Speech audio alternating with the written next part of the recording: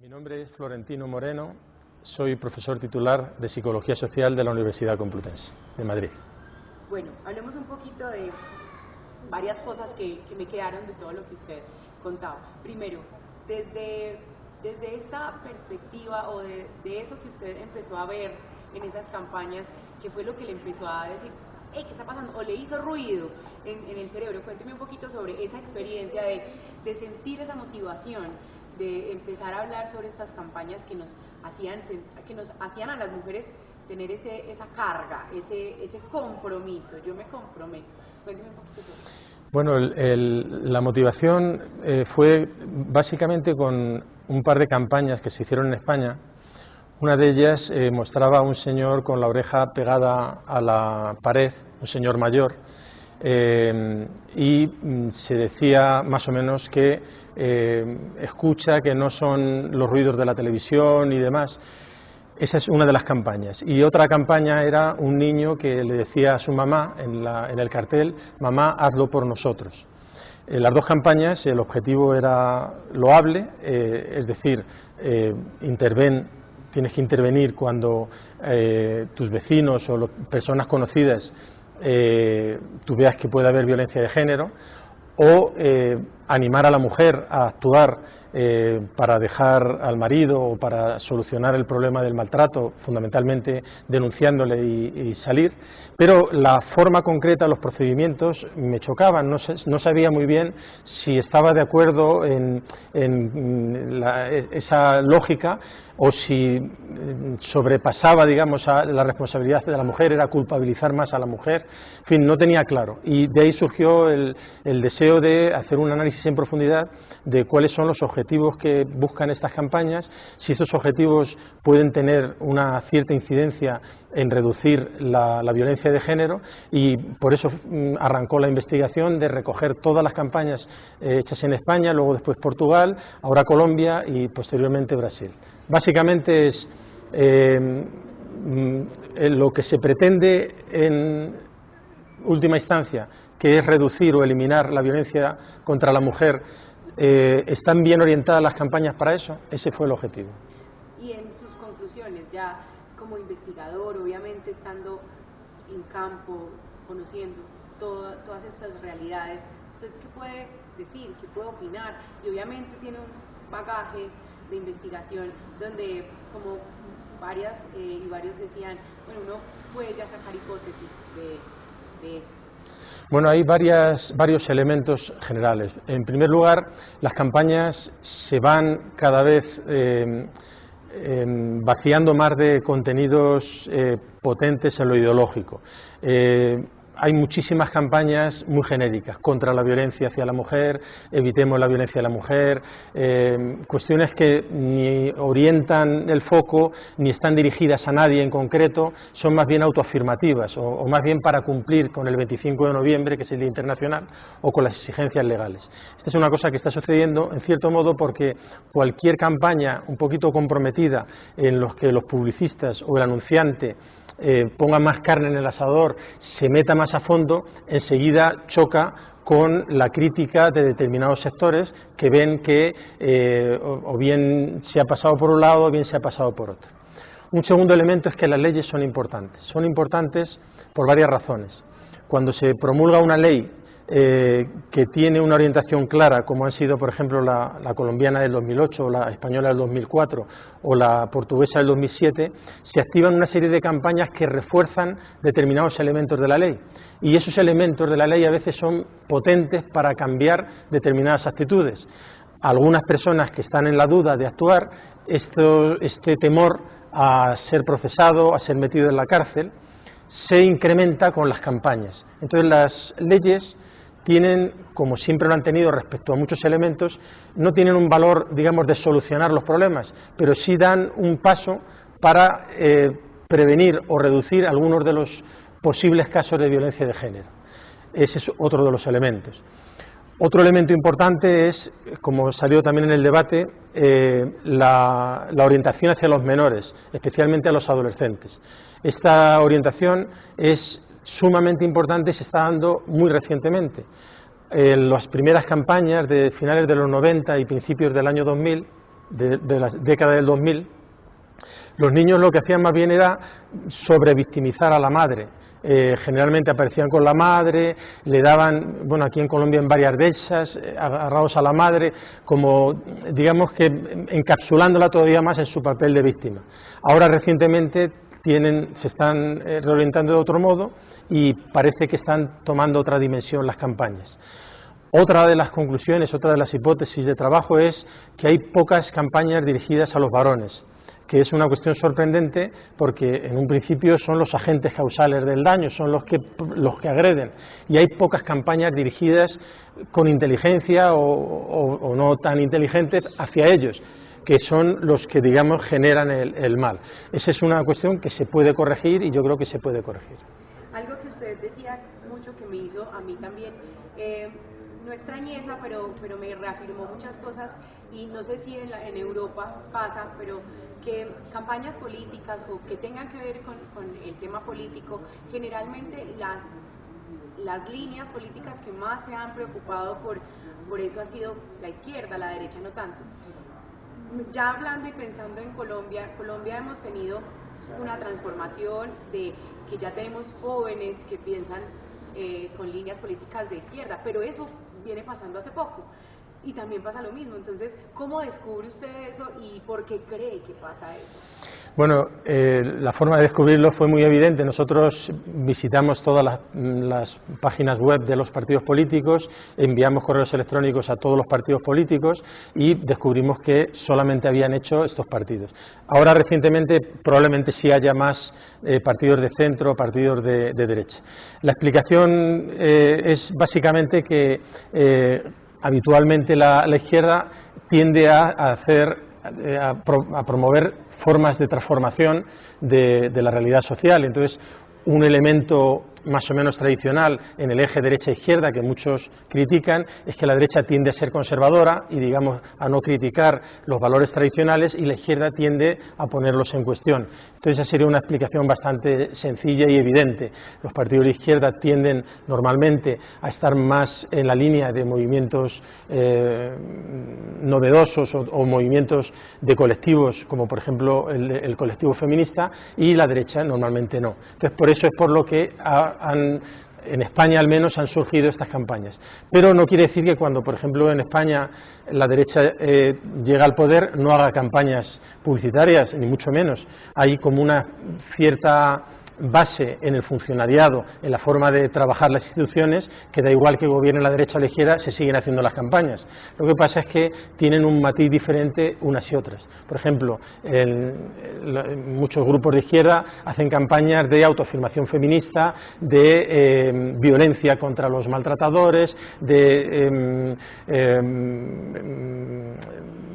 cuestiones, digamos, como esterilizar a los violadores, cosas de este tipo, que, digamos, no suele hacer en los partidos de centro o derecha. ¿Usted podría decir que una de esas hipótesis de que no disminuya, de que incluso a veces se pueda decir que se aumente, es que se ha naturalizado ya el tema de la violencia contra las mujeres en todos los momentos? Niñas antes de nacer, pero niñas antes de nacer, jóvenes, adultas mayores.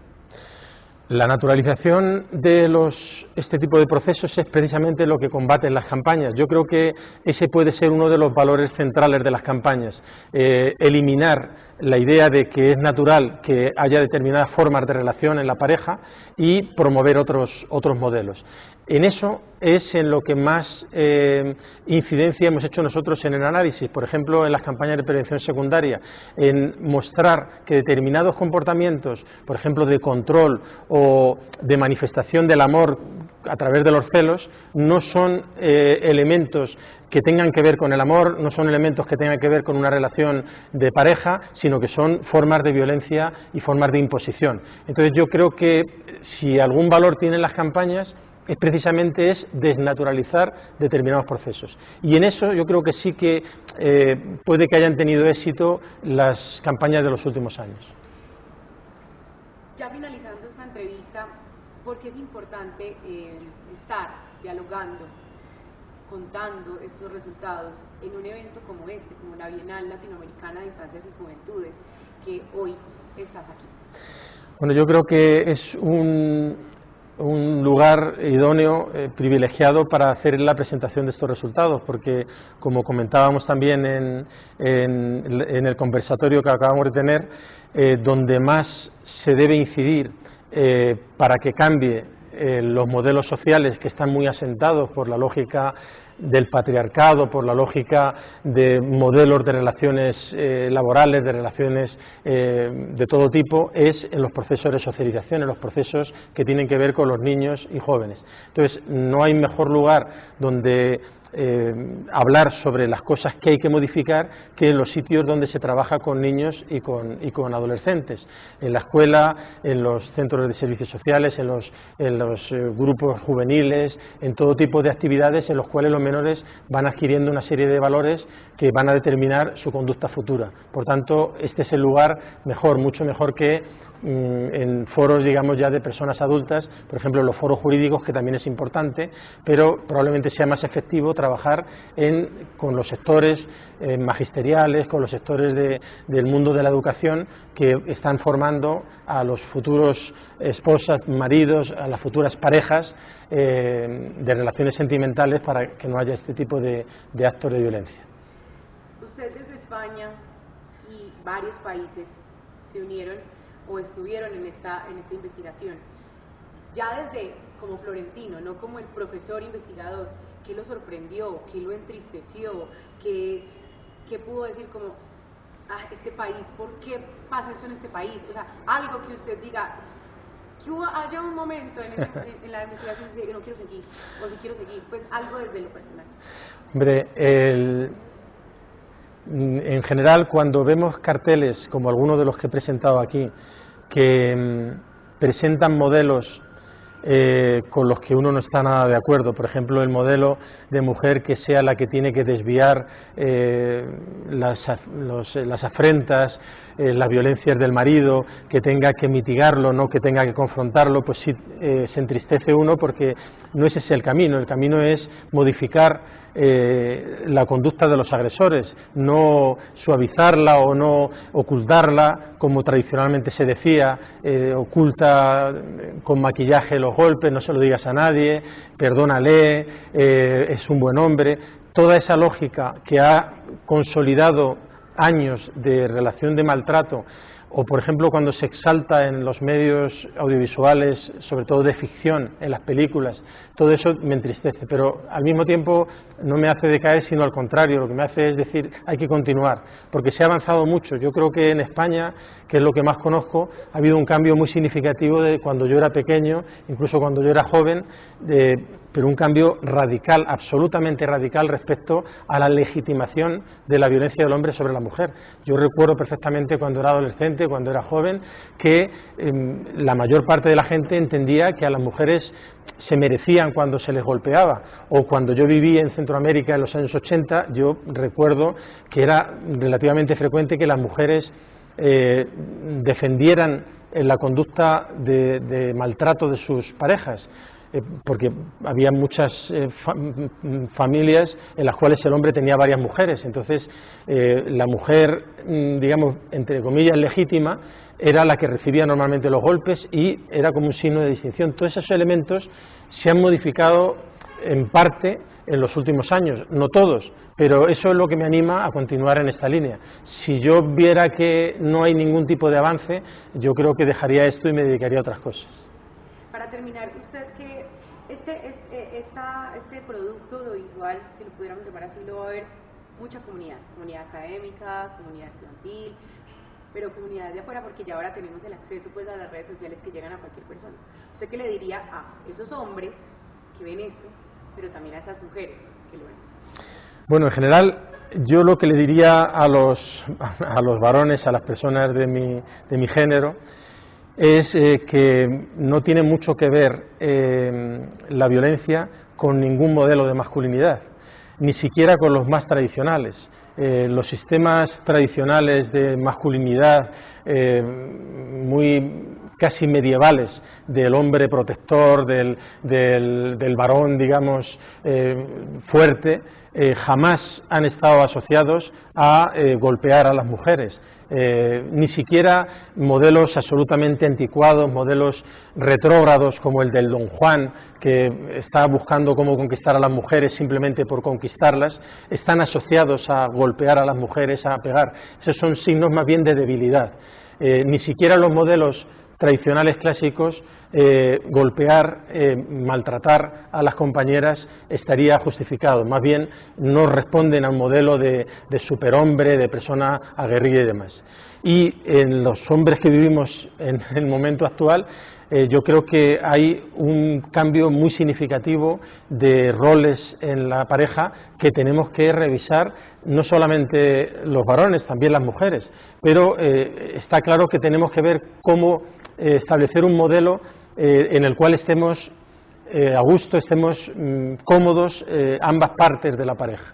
Desde luego no podemos mantener los modelos tradicionales por muchas razones. En primer lugar porque no son justos, están basados en unos desequilibrios de poder que no se acompañan con las ideas básicas de justicia. Y aparte es que no tienen ningún futuro. Entonces, por parte de los varones sería lo que quería decir.